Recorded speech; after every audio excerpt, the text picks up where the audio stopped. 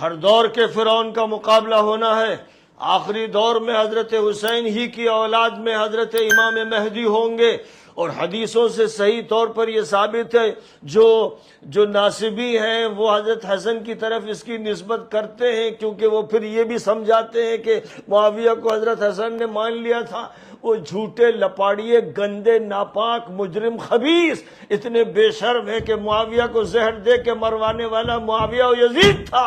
وہ گندے ناپاک اس پر غور نہیں کرتے کہ حضرت حسن مسجد نبوی میں ہوتے تھے اور معاویہ کا گورنر مروان ملعون خبیث حضرت علی کو گالیاں دیتا تھا، اور حضرت ام سلمہ نے شکایت کی تھی کہ کیا نبی کو اب نبی کی مسجد میں گالیاں دی جائیں گی.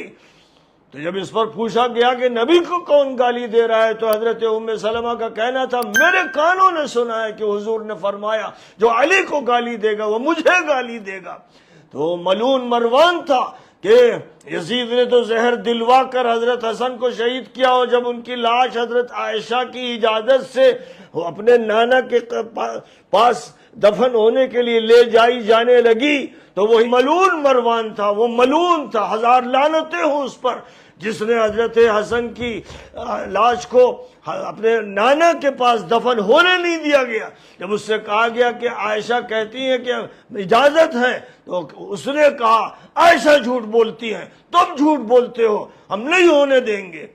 تو ظاہر ہے کہ ایسے ملعونوں کی روایتیں کتب حدیث میں جو ذکر کی گئی ہیں، یاد رکھو کہ وہ روایتیں ناقابل قبول ہیں، اور جو منافق تھے، مجرم تھے، خبیث تھے، جن کے بارے میں نبی نے فرمایا اور امام بخاری نے لکھا کہ وہ باغی اور جہنم کے داعی تھے، ان کی روایتیں مردود ہیں، ان کی زندگی، ان کی سوانح مردود ہیں، ان پر لعنتیں، قیامت تک لعنتیں.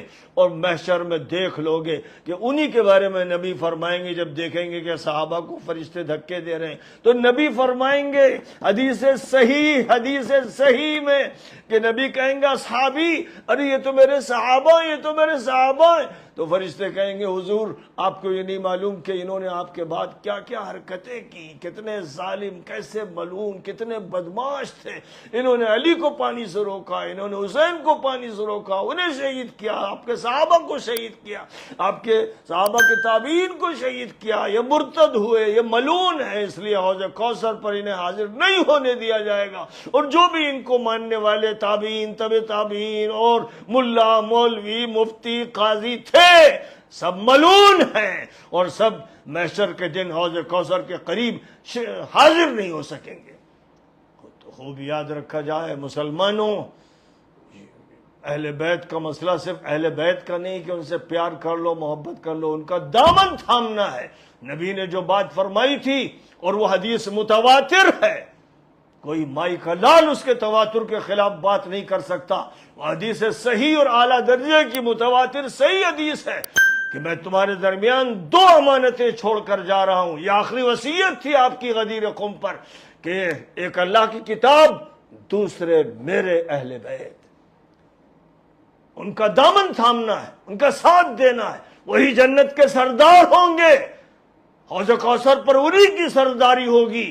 اگر تم ان سے لڑو گے، ان کے خلاف بولو گے، ان کو گالی بکو گے، تو ظاہر ہے تم حوض کوثر سے محروم، جنت سے محروم، اور دنیا میں بھی اصل عافیت سے محروم. تم ملعون ہو. اسی لیے نبی فرمائیں گے جب فرشتے کہیں گے ان صحابہ کو دھکے دیتے ہوئے ہٹائیں گے، تو جب یہ کہیں گے کہ آپ کو یہ نبی نہیں معلوم کہ انہوں نے آپ کے بعد کیا کیا، تو نبی فرمائیں گے سحقاً سحقاً، لعنت ہو ان پر، برباد ہو یہ، ہلاک ہو یہ.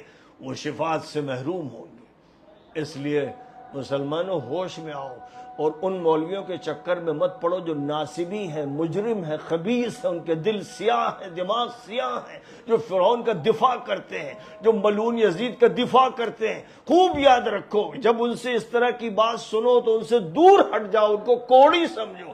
دماغ کوڑی ہے ان کا، ان کے جسم پر ایڈز کا مرض لگا ہوا ہے. وہ خبیث الدہر ہیں، بدقسمت اور منحوس لوگ ہیں. ان کے قریب مت پھٹکو.